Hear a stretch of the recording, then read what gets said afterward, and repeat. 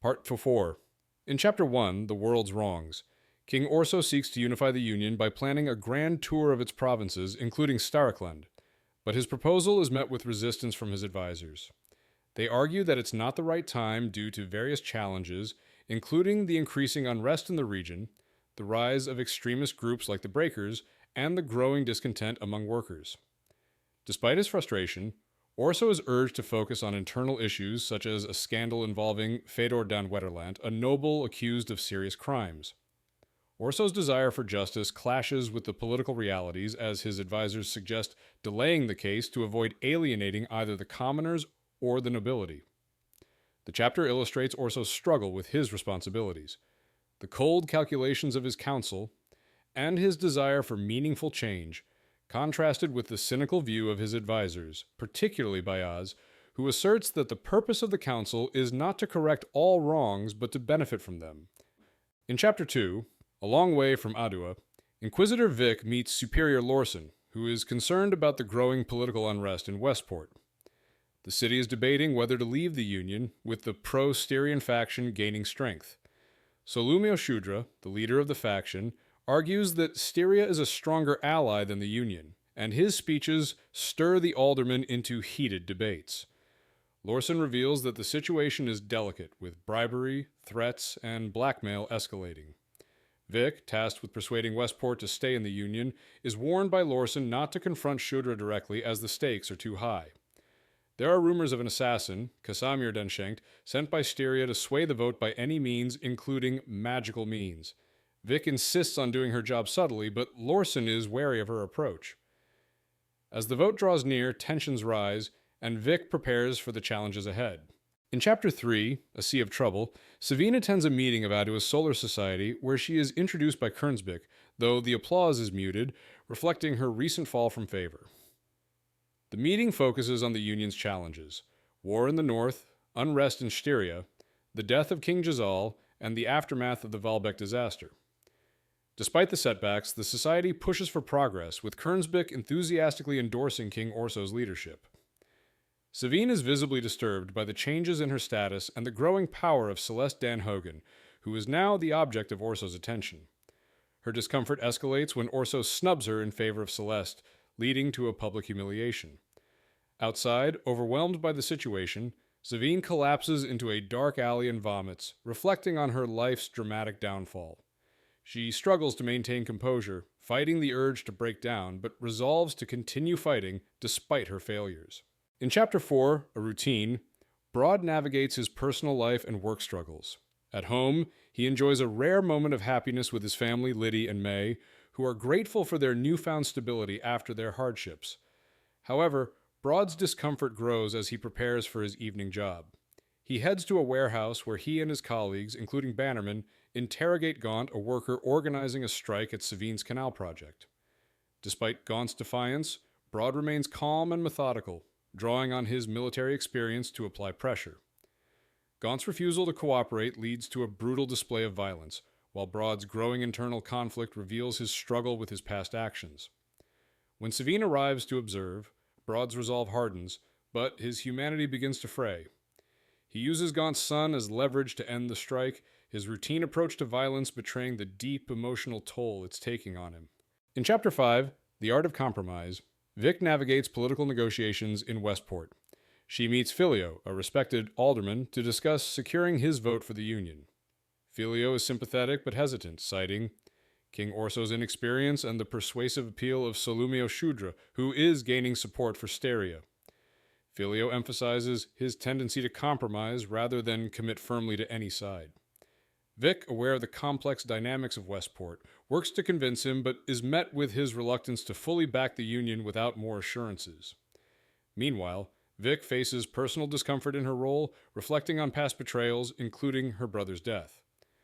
Later, Vic confronts a boorish politician, Sanders Rosamice, in a brothel, forcing him to agree to vote for the Union after violently confronting him. Despite the success, Vic struggles with the ongoing difficulty of securing support and realizes they may need to eliminate Shudra to win the vote. In Chapter 6, Some Things Never Heal, Leo continues to struggle with the aftermath of his injury and the emotional toll it's taking. He attempts to spar with his friends, but the pain in his leg prevents him from performing as he once did, frustrating him and forcing him to confront his physical limitations. His friends try to encourage him to find purpose in his new role as Lord Governor of England, but Leo remains disillusioned, yearning for the action and glory of battle. Tensions rise during a meeting with his advisors, where Leo is angered by the king's demands for additional taxes despite the ongoing strain of war. His mother advises patience, but Leo's frustration only grows. Later, during a painful medical procedure to drain his leg wound, Leo is confronted with the possibility that his injury may never heal, leaving him to question his future and his worth as a leader. In Chapter 7, With the Wind, Clover and his group come across a burned village, a gruesome reminder of past wars. Shola, a skilled tracker, discovers signs of the Shanka, a monstrous enemy, and suggests they follow the tracks. Despite Clover's initial reluctance, they pursue the Shanka, encountering a violent battle. The Shanka, disfigured and ferocious, swarm the gully, but Clover's men, armed with spears and arrows, quickly overpower them. Shola proves her worth by killing a massive Shanka with a knife to the skull.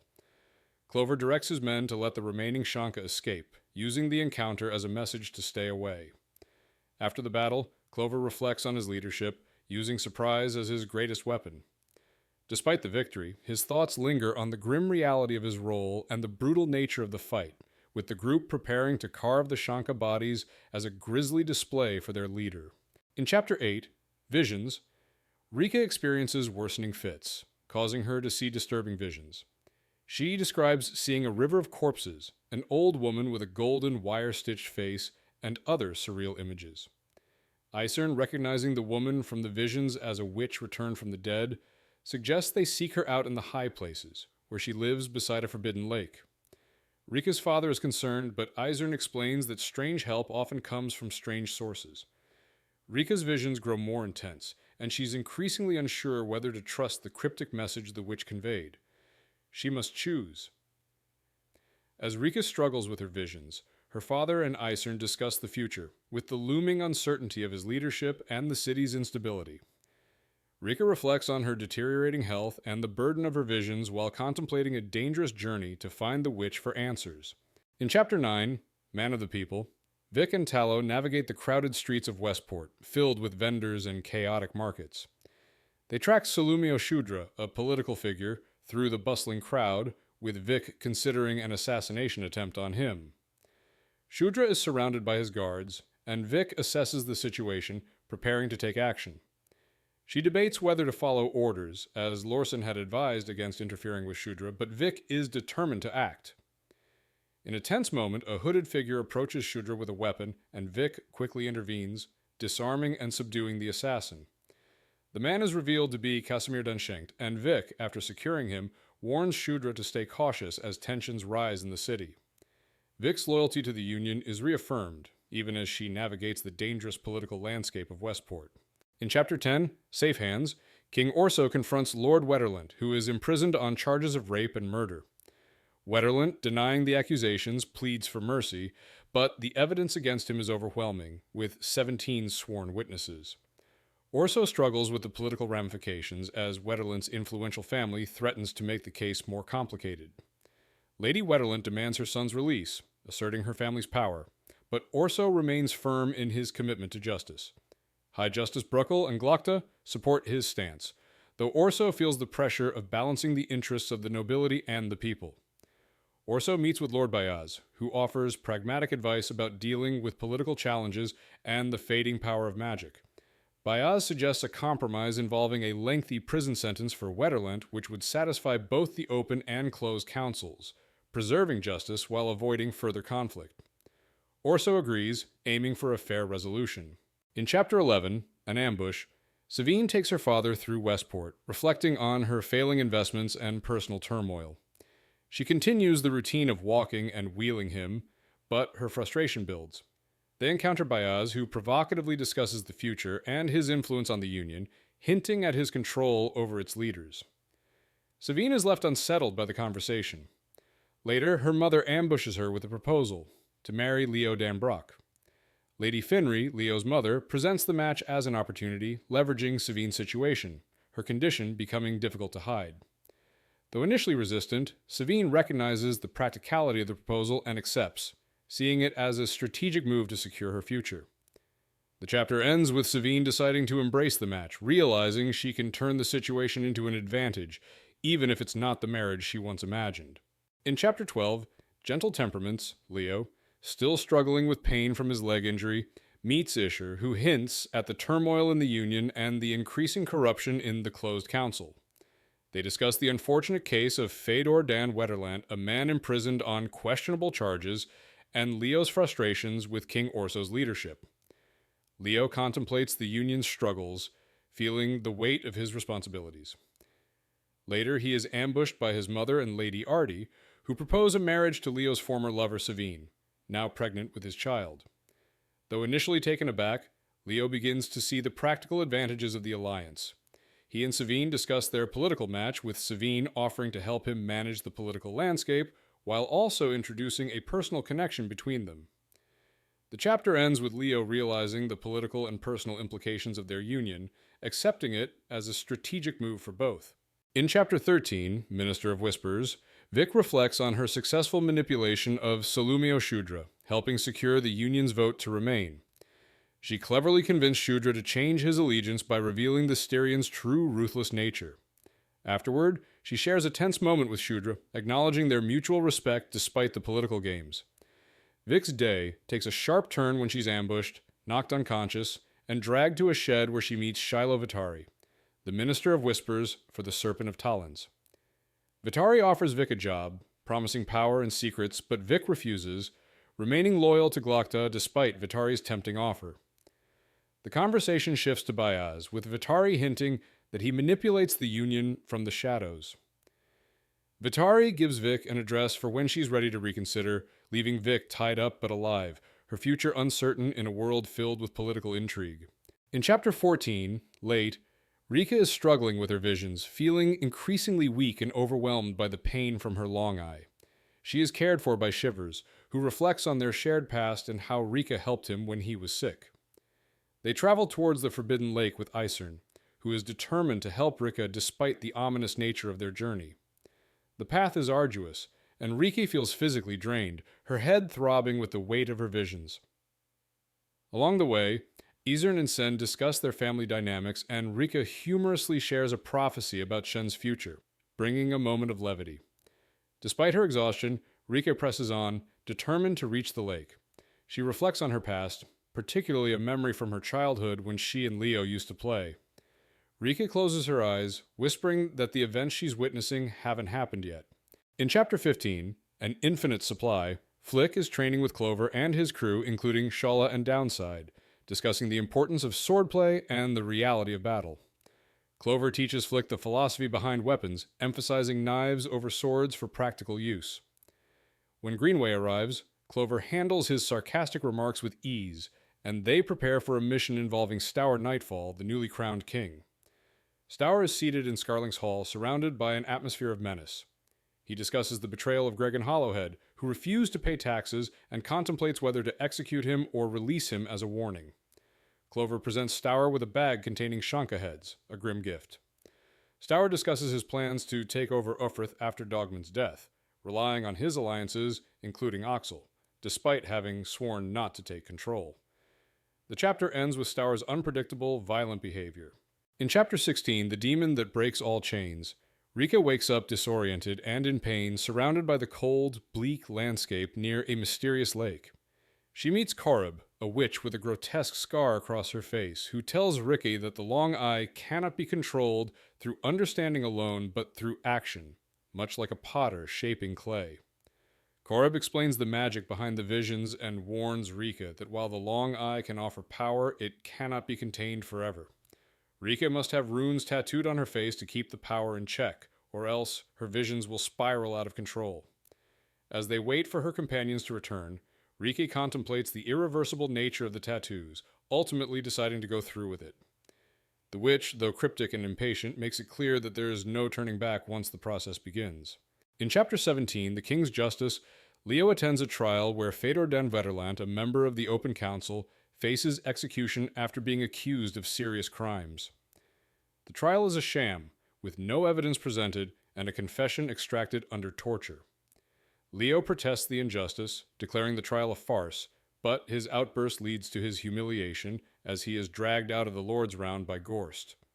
Meanwhile, King Orso struggles with his position, feeling the pressure of the nobility's expectations and his own failure to uphold justice. Despite his anger, he sentences Wetterland to death. After the chaos, Leo is taken away by Savine, who tries to calm him and smooth over his mistake. She reassures him that she will handle the fallout, advising him to apologize to the king. Leo reflects on his actions, realizing the weight of his choices, while Savine continues to guide him through the political minefield. In Chapter 18, The Choice, Rika struggles with the overwhelming power of her long eye and the terrifying visions it brings. Korab, the witch, forces Rika to confront the consequences of her abilities. As Rika's pain intensifies, she is pressured to make a decision. Accept her visions and the dangerous power that comes with them, or give them up and live a normal life. Despite her fear, Rika begins the process of marking her skin with protective runes, an agonizing and irreversible decision. The pain is excruciating, and Rika sees visions of battles, death, and destruction. She grapples with her inner turmoil as she contemplates the path ahead. Shivers and Eisern support her through the process, but Riki's sense of reality blurs. As Korab finishes the tattooing, Rika is left to choose whether to fully embrace her fate or reject the power that defines her.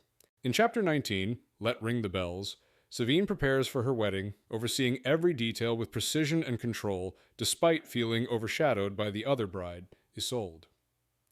As the ceremony approaches, Savine's thoughts shift to the complicated dynamics surrounding her marriage, including her strained relationship with her father. She offers advice to Isolde, masking her own doubts and discomfort, and reflects on her own ambitions, realizing the importance of maintaining power and appearances. Meanwhile, Leo, uneasy about the political implications of the marriage, faces personal insecurities. He struggles with his role in the wedding and the public's expectations. At the event, Savine's beauty and poise command attention, leaving Isolde nearly invisible in comparison. Later, Savine shares a candid conversation with her father, where he warns her against aligning with Bayaz, emphasizing the need to protect herself in the dangerous political landscape. Despite their complex relationship, Savine's father expresses pride in her. In Chapter 20, Future Treasons, Past Affairs, Leo, feeling humiliated after the events of the day, seeks forgiveness from King Orso, but finds the king absent, spending his time elsewhere. Leo joins Lords Isher, Barazin, and Hugin, where conversation turns to the state of the Union and its governance. Frustrated, Leo listens as they discuss the possibility of acting against the king, calling it a duty to remove corrupt leaders for the country's good. Tension builds as Isher suggests treason, and Leo grapples with his loyalties. The conversation sparks Leo's inner conflict between duty and disillusionment. Afterward, Leo returns to his wedding night, where his wife, Savine, awaits. Their conversation turns to past affairs, particularly rumors about Savine's past with King Orso. The discussion becomes heated, leading to physical conflict between them. Despite the tension, the chapter ends with a charged moment, hinting at the complexity of their relationship. In Chapter 21, the king's pimp, Orso, feeling defeated, spends time in a brothel with his bodyguards, playing cards and drinking. He reflects on his reign and the burden of leadership, expressing frustration over his lack of respect from the people and his disillusionment with his role. His conversation with Corporal Tunney and the others turns to the failures of his rule, including the recent trial of Wetterland and his lack of control over the Union. Tunney, blunt and direct, reminds Orso that as king, he must embrace his position and power, regardless of public opinion. Orso, contemplating his isolation, decides to return to the palace, realizing that he cannot afford to wallow in self-pity. He prepares to face his duties again, acknowledging that leadership is about command, not popularity. The chapter ends with Orso leaving the brothel, albeit reluctantly, with the weight of his crown still pressing heavily on him. In Chapter 22, The Darling of the Slums, Leo and Savine reflect on their marriage and the future as they share breakfast. They discuss their plans to move to England and manage their affairs, including leaving before the execution of Wetterland. Leo expresses his loyalty to Savine and her importance, while she comments on his mood swings. Savine is interrupted by a visit from Spillian Swarbrick, a writer, who suggests she could use her personal struggles in Valbec to build her reputation. Despite her discomfort, Savine agrees to his idea of a series of pamphlets highlighting her charitable work in the Three Farms, a slum area of Ottawa. They visit the area, and Savine reluctantly hands out bread and coins to the destitute. Swarbrick, ever the opportunist, sees potential for a story and dubs Savine the darling of the slums. Savine feels trapped by the pretenses of charity, but maintains her facade. In Chapter 23, Dead Wood, New Shoots, Ricky returns to Ufrith, but the town's reaction to her appearance is cold and distant. Her father's death hits her hard, and she struggles to reconcile her grief with the strained atmosphere around her. At his funeral, mourners offer stories of his valor, but Rika's emotions are raw, especially when she delivers a brief speech about his legacy. Meanwhile, Stour Nightfall arrives with his usual bravado, but is unnerved by Rika's transformed appearance and her power. After a tense encounter, Ricky's predictions of death and chaos unsettle the men around her. The funeral sparks a series of debates among Northman leaders, including Oxel and Red Hat, over who should lead next. Rika realizes the weight of her choices and prepares to take action, reflecting on her father's advice to take charge. The chapter ends with Rika contemplating the future, knowing the road ahead will be fraught with challenges. Part 5. In Chapter 24, The Favorite Son, Leo and Savine arrive in Ostenhorn, where they are warmly welcomed by the people, and Leo's popularity as a hero is clear. However, he is quickly confronted by bureaucrats Mustard and Clencher, who bring up problems with taxes and the closed council. Savine charms the men with thoughtful gifts, diffusing tension and allowing Leo to interact with the crowd. Later, Leo practices sword fighting with his friends, learning to adapt to his injured leg. The mood shifts when Leo discusses the escalating situation in Ottawa, where the closed council is undermining the union. He talks about taking action against the corruption, leading to a serious conversation with his friends about potential civil war. Despite initial doubts, his companions pledge their support. Leo's resolve strengthens as he prepares to fight for what he believes is right, even if it means risking everything. In Chapter 26, A Little Public Hanging, Orso and his mother attend the public execution of Fedor dan Wetterland. Orso is displeased with the necessity of the event, but his mother advises him to remain stoic. The crowd is rowdy, with the commoners eagerly anticipating the execution of a member of the Open Council. Wetterland is led to the scaffold, but the execution is marred by chaos, thrown eggs, jeers, and a bungled execution where Wetterland gets caught in the trapdoor. The spectacle devolves into a farce as Wetterland's body struggles in an awkward position, leading to further confusion. The crowd becomes unruly, throwing stones and shouting against King Orso. The situation escalates into a riot with cries of "Down with King Orso" and "Fuck the young lamb."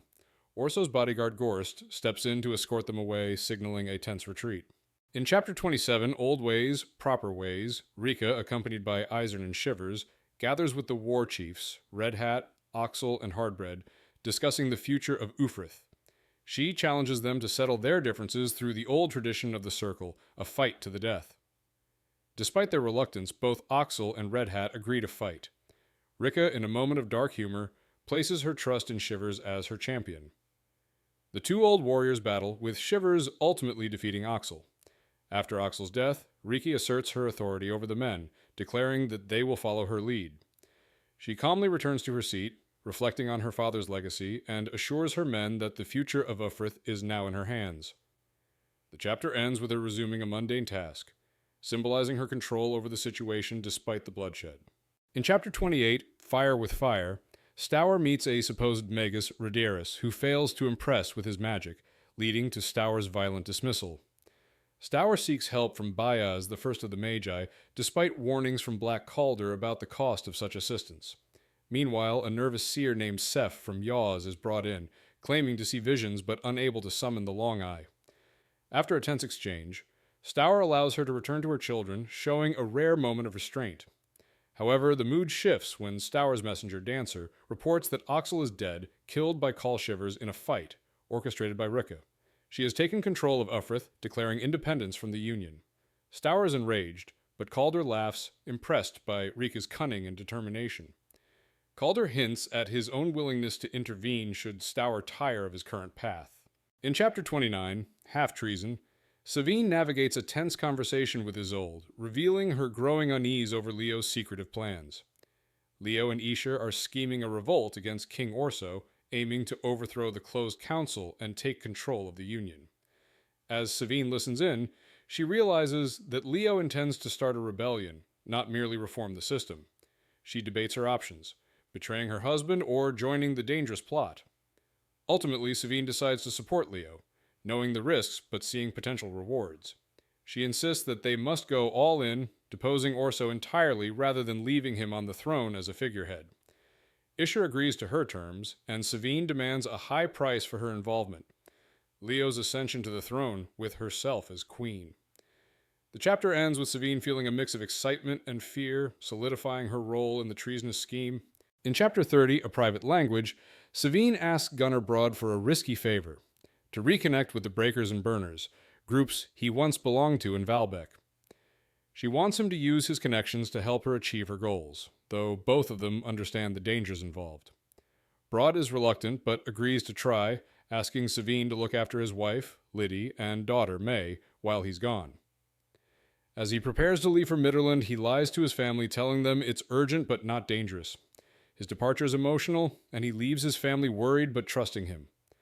Broad reflects on how he's become skilled at lying, using a private language with Savine, his family, and others. As he walks away, he wonders whether he will ever return.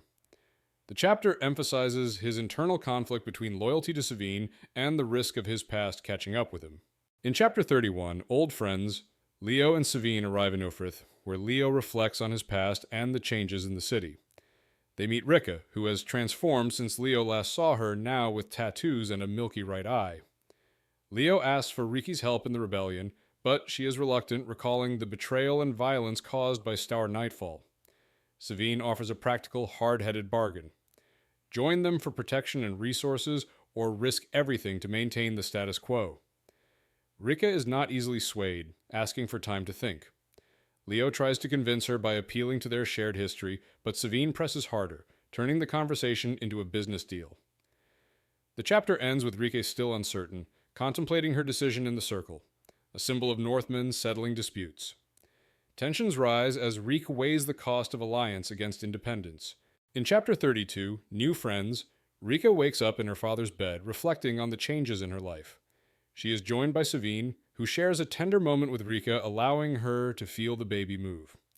They discuss their pasts, their fathers, and their roles in the world. Rika reveals that she had a vision of a lion wearing a crown, which she interprets as a sign of their potential future. Savine and Leo press Rika for her support in their cause, promising her protection and resources. After some hesitation, Rika agrees, offering her warriors, but with the condition that they stay away from the great wolf, Stour Nightfall. As they talk, Riki's former ally, the Nail, arrives seeking vengeance against Stour Nightfall for his father's death. Rika negotiates with him, offering a temporary alliance to fight together. The chapter ends with Rika asserting her strength and leadership. In Chapter 33, The Little People, Orso grows weary of his royal duties and the suffocating demands of kingship. During a demonstration of new technology, he reflects on the pressures of being a monarch. The crowd reacts enthusiastically to the unveiling of a steam-powered machine, while Orso's mother pressures him to marry and produce an heir for the stability of the union. Orso's discomfort is interrupted by a sudden explosion, and chaos erupts. Assassins, members of the group known as the Burners, attack the royal box. The assassins are swiftly dispatched by Eurosulfur, a magus, who uses brutal, violent methods, killing them with incredible speed. Sulfur, covered in blood, approaches Orso with a chilling smile and discusses plans for new infrastructure funded by the banking house of Valent in bulk. Orso, overwhelmed, weakens under the stress and shock, realizing the grim reality of the world he rules. In Chapter 34, A Fitting Welcome, tensions rise as Stour prepares a grand welcome for Leo and Savine Brock in Scarling's Hall. Clover, Shola, and Downside are uncomfortable in their finery, and Clover explains the importance of the event's presentation, a display of power rather than a simple greeting. As the young lion and his wife Savine make their entrance, the warriors are awestruck by her beauty and presence. Leo and Stour share a boisterous, friendly embrace, masking the political undercurrents of their alliance. Savine impresses with her charm and grace, while Leo introduces her to Stour. Downside, mesmerized by Savine, jokes about getting a woman like her, which Shola dismisses. As the evening unfolds, it becomes clear that the welcome is as much about power and status as it is about friendship, with underlying tensions and political maneuvering shaping every interaction. In Chapter 35, Diplomacy, Leo struggles with the complexities of negotiating an alliance with Stour, the king of the Northmen. At a feast in Scarling's Hall, Leo tries to convince Stour to support his cause against the closed council, emphasizing the need for honest men in power. Stour, however, remains uninterested, mocking Leo's offer and dismissing his appeal for unity. Savine, ever the tactician, uses flattery to navigate the tense conversation, engaging Stour's father, Black Calder, to shift the dynamic. Despite Leo's growing frustration, Stour is not easily swayed, insisting on what's in it for him. Leo offers the idea of a grand adventure, appealing to Stour's love for victory and glory, but Stour dismisses it as a shallow goal. Ultimately, Stour agrees to consider Leo's request, but makes it clear that loyalty can't be bought with promises alone. Leo is left disheartened, but realizes diplomacy requires more patience than he expected. In Chapter 36, The Wolf's Jaws, Savine meets with Stour, the king of the Northmen, in Scarling's Hall to discuss an alliance. Stour, known for his brutal combat prowess, initially intimidates her, but she stands her ground using sharp negotiation to sway him. While watching Stour train, Savine reflects on her marriage to Leo, realizing she admires his virtues, though she knows their relationship is built on self-interest rather than deep trust. She proposes a deal to Stour, offering him Ufrith in exchange for his support against the closed council. Stour tests her resolve, but Savine remains unfazed, presenting the alliance as a mutual need. She secures his agreement by promising him vast territories and power in the future. Despite the tension, Savine ensures the alliance is sealed with a firm hand, knowing it will benefit both her ambitions and the North's future. Stour agrees, recognizing her cleverness and boldness. In Chapter 37, Questions, Vic interrogates a prisoner involved in an attempted regicide, learning the judge and the burners orchestrated the plot. The prisoner mentions the involvement of eaters and the rise of a great change, hinting at a larger conspiracy. After leaving the interrogation, Vic is summoned to the king, Orso, who thanks her for her previous help. She meets Yoru Sulfur, an agent of Bayaz who subtly implies his influence in the Union's affairs. Vic is handed an anonymous note revealing a plot against the king, involving the Open Council and powerful allies in the north, including the Lord Governor of England. Vic realizes the conspiracy might be far-reaching, involving betrayal within the closed council. She also seeks to contact Shiloh Vitari, who may have connections in Styria. The chapter ends with Vic proposing a meeting between King Orso and King Japo, signaling an escalation in the political tensions. In Chapter 38, Tomorrow Came, Broad returns to Valbec, a city still reeling from the aftermath of the uprising. The city is in the process of rebuilding, with the same misery and injustice continuing. Broad searches for a man named Sarlby, a former ally in the rebellion, and eventually finds him in a rundown area. Sarlby has changed, worn down by life and the harsh conditions, and is still passionate about the Great Change, despite the failures of the uprising. Broad admits he is working for Savine Danbrock, which causes tension between him and Sarlby, who scorns Savine's leadership.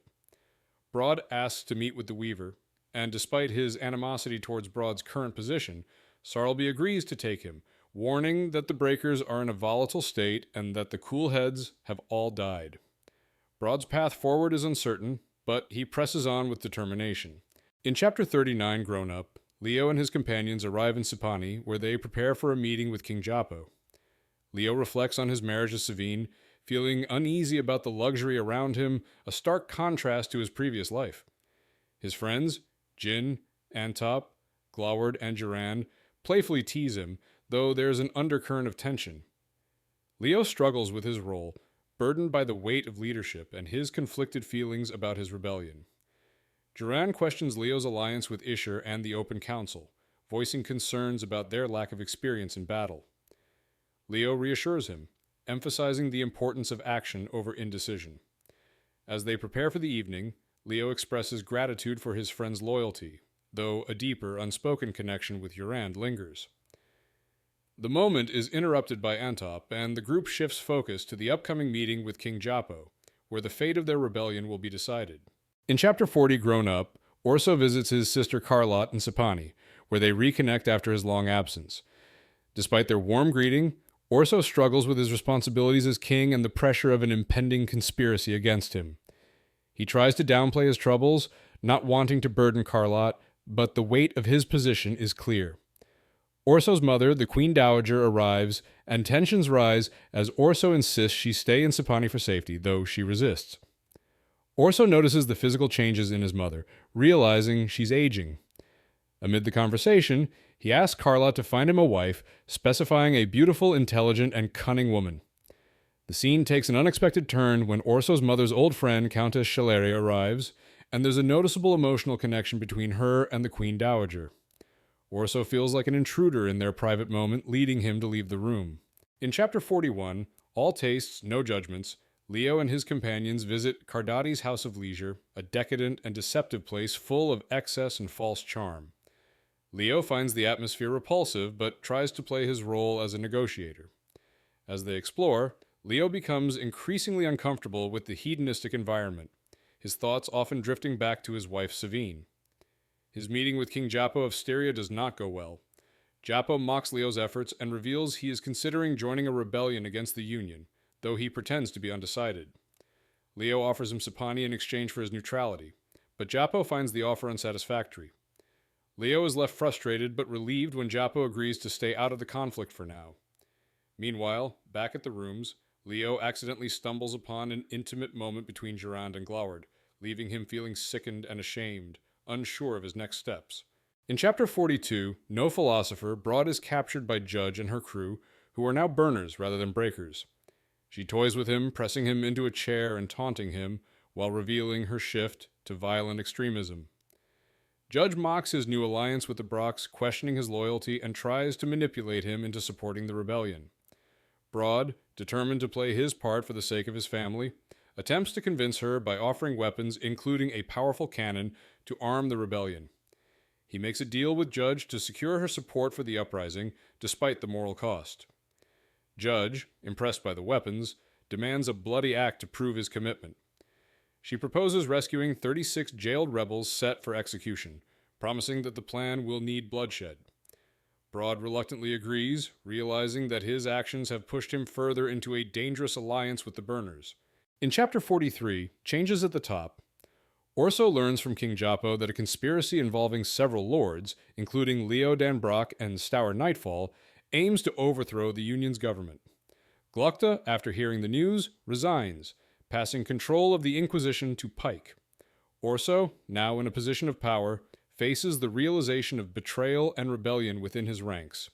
He quickly replaces Glokta with Pike, a ruthless figure feared by all. Orso also learns that the Union is vulnerable, with scattered forces and traitors within the nobility. He orders preparations to counter the rebellion and secure the kingdom. Meanwhile, Orso promotes General Forrest and tasks Tunney with representing him to financiers.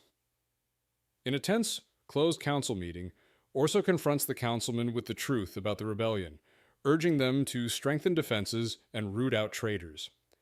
Orso's leadership is tested as he faces mounting threats from within and outside.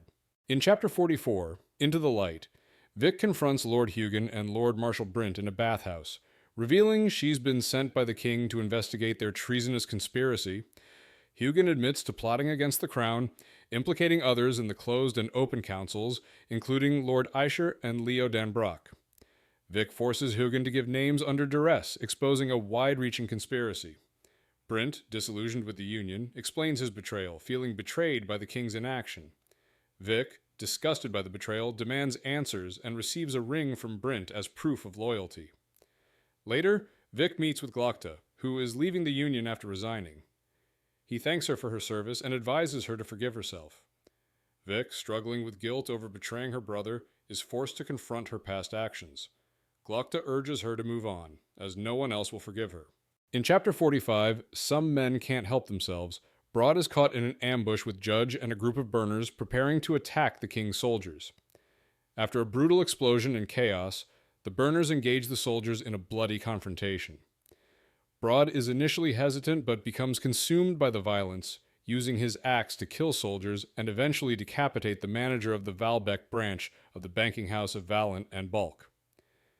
The group uncovers documents in the manager's case, revealing plans to profit from the impending rebellion. Judge dismisses the legalities, seeing the documents as irrelevant once the great change arrives.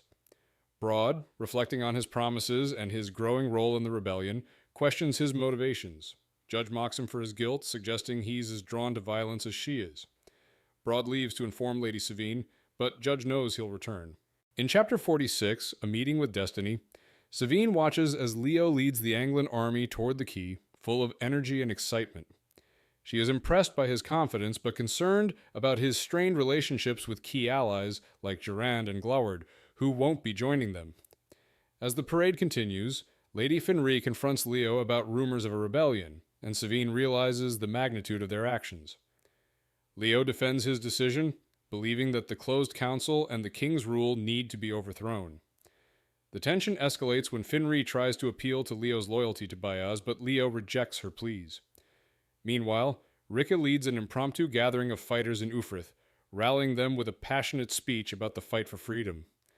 The chapter ends with Leo's army landing on a secret beach, prepared for battle as they move to join forces with Stour Nightfall and Rika. Part 6. In Chapter 47, Storms, Savine struggles to keep up with Leo's army, enduring the physical challenges of pregnancy while facing worsening weather. The rain turns into a downpour, making the soldiers' progress difficult as they march south. Leo remains determined, but Savine's patience is tested. Amid the chaos, they encounter Lord Isher, who brings grim news. His troops are scattered due to the storm, and Riki's arrival is delayed. Despite the obstacles, Leo remains confident, urging the army forward. Meanwhile, Savine feels the weight of the situation and her growing discomfort. When they reach a farmhouse for refuge, the tension mounts as plans and maps are discussed. Savine, exhausted and overwhelmed, finds comfort in the support of Zuri, who offers calm amid the storm. Finally, Broad arrives with news of the burners and breakers aligning for a rebellion, but with the troubling revelation that Judge is involved. Savine fears the worst. Part 6. In Chapter 48, Liar, Vic confidently navigates through the chaos of rebel camps, using her impeccable lying skills to reach Lord Governor Brock's headquarters. As she approaches the camp, she recalls her childhood as a master manipulator, using lies to survive. Once inside, she faces Brock, Savine, and Broad, maintaining her composure despite their suspicious glances. Vic skillfully navigates the conversation, claiming to carry a message from Lord Marshal Brint and using a ring as proof. As she spins a web of lies about the state of the king's forces and the closed council's confusion, Brock becomes eager and confident, believing he has the upper hand. Vic knows she has him, using her lies to secure his support. She ends by asking Brock what plans he has, preparing to report back to Brint, knowing she has manipulated the situation to her advantage. In Chapter 49, You Asked for Killers, Clover and his group face the aftermath of a botched raid. Dancer and his companions, having failed in their mission, are captured and tied up in a muddy yard. The group's failure is met with scorn from Downside, who is furious over the mess they've made. Clover reflects on the messy nature of their business, frustrated with their incompetence. The tension escalates when Stour Nightfall and Leo Dan Brock arrive, each leader filled with their own sense of justice. Stour dismisses Leo's objections, claiming that as king of the Northmen, he decides the fate of his people. The confrontation between the two men is tense, but Leo eventually pulls back, demanding justice for the Union. After Stour's harsh orders, the prisoners are sentenced to death. Clover, resigned, orders the killings to proceed, reflecting on the harshness of their world and the inevitability of death. In Chapter 50, Good Ground, Orso, and his army arrive at Stauffenbeck, where they prepare for battle. The town is quaint, nestled in a valley, and its inhabitants greet Orso with exaggerated politeness, but the king is more concerned with the upcoming war. Forrest, his general, assesses the terrain, and Orso muses about the landscape's suitability for battle. As they survey the area, Orso is informed that their reinforcements may not arrive in time, with only 12,000 men currently available against an estimated 20,000 rebels. Vic reports troubling news of an alliance between the rebels and the Breakers, planning uprisings across Midderland. Despite the dire situation, Orso remains determined, making strategic decisions, including promoting Forrest to the closed council and appointing Pike to command the left wing. As preparations continue, Orso orders Tunney to seek out the young lion with pomp and ceremony, inviting him to dinner to buy time and hear him out. In Chapter 51, Bad Ground, Leo and his forces assess the battlefield near Stauffenberg. The town is situated between two hills, with Orso's forces fortifying a crescent-shaped position. Leo's army outnumbers Orso's, but Leo is unsure of his men's readiness, especially given the disorganized nature of the Open Council's troops. As Leo contemplates the situation, a delegation led by Corporal Tunney, representing King Orso, arrives to offer a diplomatic dinner invitation. Leo is angered but agrees to meet Orso's terms for now. Meanwhile, Stauer's forces are delayed and Leo's army is still preparing to advance. Leo faces mounting pressure and his growing doubts about his leadership intensify as he grapples with the weight of decisions. He wishes for Rika's guidance but is reminded of his isolation. He resolves to make a decision, but the stakes are high and the uncertainty is overwhelming. In Chapter 52, High Ground, Rika and her group of warriors are preparing to infiltrate the city of Carleon. As Rika contemplates her past and the hard choices ahead, she signals her men to advance as the gates of Carleon open. They move silently, with Shivers leading the charge, and successfully infiltrate the city without significant casualties. Rika instructs her warriors to avoid unnecessary bloodshed, though she encounters a dead body and reassures the townsfolk that no more harm will come to them. Inside the city, the warriors are met with resistance from the defenders, but the lack of reinforcements allows Rika's group to take control swiftly. They interrogate captured men, with Rika using threats to learn that Black Calder is away in the high valleys, leaving Brode Silent in charge. With this information, Rika plans her next steps while reflecting on the brutality of war and the moral compromises she's forced to make. In Chapter 53, Common Ground, Orso meets with Brock and his aides for a tense dinner conversation. Orso greets them with his usual charm, though Brock is visibly disgusted by the meeting. Orso tries to smooth over tensions, offering wine and food, while Brock expresses his deep frustration over the lack of support from Mitterland during the war, accusing Orso and the closed council of abandoning Angland. Orso acknowledges the failures, but questions whether insurrection is the right solution. Brock demands that Orso dismiss his closed council and replace them with men of their choosing, but Orso challenges this idea, pointing out the risks and flaws in such a plan. The conversation turns to Lord Isher, whom Orso reveals had been playing both sides, manipulating events. Orso also drops the bombshell that he once proposed to Savine, further unsettling Brock. The chapter ends with Brock storming off, vowing to meet Orso on the battlefield. In Chapter 54, Doubts and Desires, tensions rise as Leo and Savine grapple with their decisions and the looming battle. Leo, filled with doubt and panic, questions his actions and alliances, particularly his trust in Isher, Stauer, and even Savine. Savine reassures him, trying to bolster his confidence, reminding him of his heroism and the stakes at hand. Meanwhile, Orso, in a different camp, reflects on his position as reinforcements arrive, but the threat of a battle grows closer. Despite his doubts and discomfort with leadership, he prepares for the inevitable fight. Stauer Nightfall, angered and sulking, complains about his allies, but when he spots enemy reinforcements, Leo's doubts are replaced by determination. He realizes Orso has played him for time and orders an immediate attack. Leo sets a bold, aggressive battle plan, rallying his forces to outflank Orso's troops. The chapter ends with Leo eager for battle, confident and resolute. In Chapter 55, Fool's Errands, Orso watches the battlefield from Stauffenberg's clock tower, feeling like an imposter in his armor as he contemplates the chaos unfolding below. The Open Council's disorganized forces begin their advance, and Orso struggles with the mounting pressure, questioning his leadership. Magus Sulfur arrives, offering limited help, and the tension grows as cannon fire erupts on the battlefield. Savine, frustrated by the chaos, demands that Broad follow her husband Leo to ensure his safety. Meanwhile, Leo's forces face setbacks with tampered bridges halting their progress. Despite the confusion, Leo orders an attack, determined to press forward. The Northmen, led by Stauer, emerge from the woods and prepare for battle. Broad, unsure of his own reasons for fighting, performs a brutal act of retribution against Lord Stiebling. As the battle intensifies, Broad reflects on his internal conflict, readying himself for the chaos ahead. In Chapter 56, The Little People, chaos unfolds as the battle intensifies. Peck, overwhelmed by the noise and heat, struggles to maintain the cannons, feeling the crushing weight of war. Suval, a scribe-turned-reluctant soldier, reflects on his fear and desperation as he stumbles through the carnage. Antop attempts to manage the disarray among the Open Council's forces, witnessing cowardice and disorder, and narrowly escaping death when his horse is struck by a bolt. Meanwhile, Starling, a young soldier, faces the brutal reality of combat, feeling trapped and helpless in the tightly packed ranks. As the battle rages, Starling is wounded, struggling with fear and pain.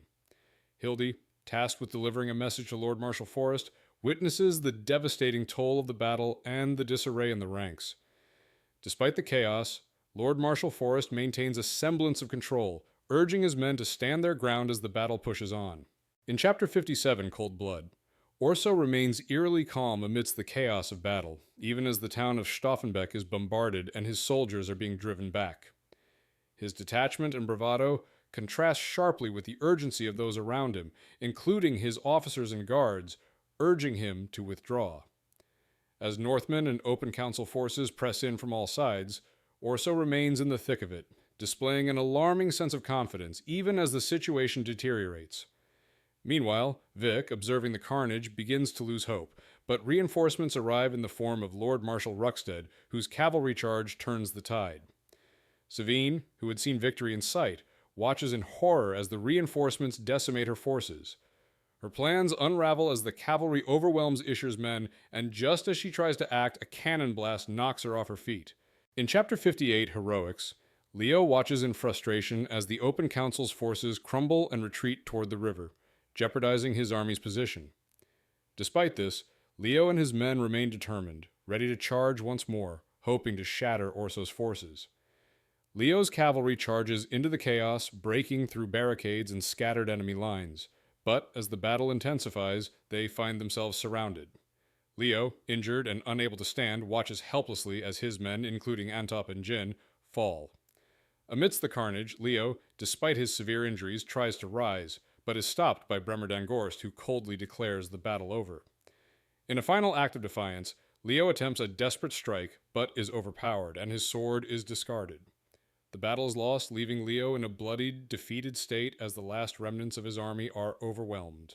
In Chapter 59, Just Talk, Riken negotiates with Broad Silence forces, offering a bribe in silver to open the gates, but threatening violence if they refuse. After a tense standoff, Silent is killed, and Rika, with her allies, enters the stronghold. Inside, she finds herself sitting in Scarling's chair, a symbol of power and leadership, where she reflects on the dark history tied to it.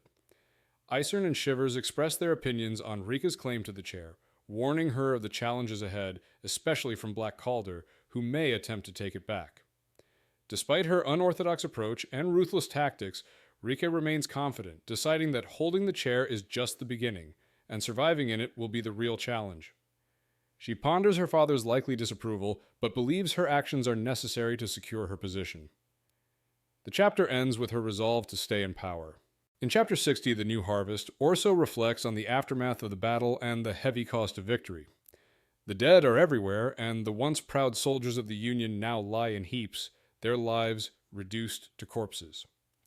Orso grapples with the futility of war and the emotional toll it takes, particularly as he confronts the destruction in Stauffenberg. He questions whether the victory was worth the immense loss of life, especially among his own people. While discussing the fate of prisoners, including rebel leaders, he remains cold and pragmatic, instructing their execution. The chapter takes a somber turn when Orso visits the gravely injured Leo Dan Brock, his rival, now a broken man. Orso's confrontation with Brock is filled with bitterness and regret, revealing Orso's inner turmoil and the hollow nature of his victory. Despite his success, he feels more like a loser, trapped by the consequences of his choices. In Chapter 61, The Truth, Savine and her companions hide in the woods after the battle. Zuri tends to Savine's injuries while Broad keeps watch. Despite her physical pain, Savine contemplates her choices, including her betrayal of Orso and her involvement in the conspiracy. She decides to surrender, believing it's her best chance to save Leo and herself. As they travel toward Stauffenberg, she grapples with guilt, regret, and the consequences of her actions. Upon reaching the town, Savine has a tense encounter with Orso, who is shocked and enraged by her betrayal. She confesses the painful truth. She is his half-sister, a result of her mother's affair with his father. Orso is shaken and incredulous, struggling to comprehend her confession. As emotions boil over, Gorst arrives to forcibly remove Savine, and the chapter ends with her pleading for mercy, a final cry of desperation as she is dragged away. In chapter 62, those names, Stour and his crew, reach what they believe is Olensand, only to discover it is Ufrith. Stour, still angry and disillusioned from the battle's failure, rages about his losses, while Clover tries to calm him with philosophical advice. However, the mood shifts when Clover and his men execute a surprise betrayal. Clover's crew kills Stour's men, and he forces Stour into submission, using Stour's past crimes to justify the action. As Stour begs for mercy, Clover and his men mock him, with the nail and shivers cutting off Stour's knees as a brutal punishment. Clover relishes the moment, having waited for the right opportunity to take control. The chapter ends with Stour dragged away in pain, bloodied and broken, while Clover reflects on the satisfaction of finally turning the tables on the once proud king. In chapter 63, a footnote to history, Leo struggles to climb the steps to his execution platform, weighed down by his physical and emotional pain. His amputated leg, shattered body, and helplessness remind him of his downfall. He reflects on his arrogance and the consequences it had on his allies, feeling remorse and guilt. As the execution proceeds, Leo watches his fellow conspirators face their deaths, but he can only feel the weight of his own impending fate. Just as his execution seems inevitable, Orso unexpectedly commutes Leo's sentence to life imprisonment, sparking a wave of shock and relief. Leo is released from the noose, collapsing in a heap, overwhelmed with emotion. He cries as he realizes his life is spared, though the future remains uncertain. Orso, in a detached tone, orders Leo's immediate removal, and Savine watches with tears in her eyes, silently supporting him. In chapter 64, Loyalties and Sympathies, Vic rides into the transformed Valbec, now orderly and quiet, unlike the chaos of the uprising. Accompanied by Pike, she notices the changes in the city and the subtle tension in their conversation. Pike reveals his true allegiances, hinting that the Breakers have already taken control of several cities, including Valbec. As they approach the square, Vic is shocked to find Rissenau and Judge leading a group of armed men, and Pike openly admits to being the leader of the Breakers, a faction aiming to overthrow the Union. Pike offers Vic a chance to join their cause, positioning her as a calculating skeptic who could help shape the future. Faced with the growing unrest, Vic decides to join Pike, recognizing that siding with the winners is her best option. Pike welcomes her into the movement, and they walk away as Valbec's future is set ablaze.